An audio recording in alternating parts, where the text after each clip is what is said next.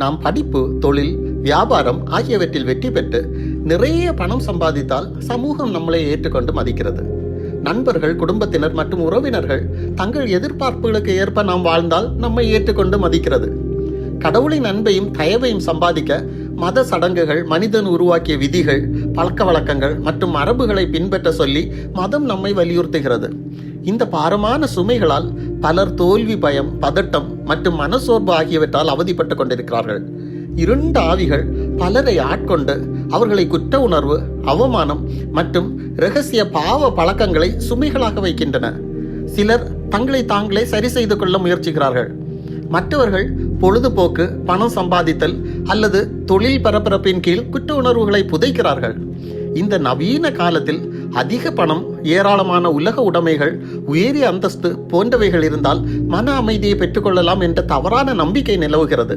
எனவே மக்கள் இவைகளை அடைவதற்கு முக்கியத்துவம் கொடுத்து இதற்பின் ஓடி அமைதியற்றவர்களாக மாறுகிறார்கள். இதன் விளைவாக அவர்கள் கடன்களை சுமக்கிறார்கள், அதிக வேலை செய்கிறார்கள், வெறும் மாயையை துரத்துவதில் சோர்வடைகிறார்கள். இது அவர்கள் மன ஆரோக்கியத்தையும் உடல் ஆரோக்கியத்தையும் பாதிக்கிறது. அவர்கள் நிறைய சம்பாதித்துள்ளார்கள், உலகம் அவற்றை கடவுளின் ஆசீர்வாதங்களாக அங்கீகரிக்கிறது. ஆனால் அவர்களுக்கோ திருப்தியும் இல்லை, மகிழ்ச்சியும் இல்லை. மக்கள் தங்கள் வாழ்க்கையின் சிறந்த நிகழ்வுகளை இன்ஸ்டாகிராம் அல்லது ஃபேஸ்புக் போன்ற சமூக ஊடக பக்கங்களில் காட்டுகிறார்கள். இதை பார்க்கிற மற்றவர்கள் அழுத்தத்திற்குள் ஆளாகிறார்கள். தங்கள் நிலையை இதோடு கூட ஒப்பிட்டு பார்க்க தொடங்குகிறார்கள். இறுதியில் மாயையை துரத்தி சோர்வடைகிறார்கள். இப்படி அவசியமில்லாத காரியங்களுக்காக வருத்தப்பட்டு பாரம் சுமக்கிறவர்களை இயேசு என்று அழைக்கிறார். வருத்தப்பட்டு பாரம் சுமக்கிறவர்களே, நீங்கள் எல்லாரும் என்னிடத்தில் வாருங்கள், நான் உங்கள் ஆத்துமாக்களுக்கு இளைப்பாறுதல் தருவேன் என்கிறார்.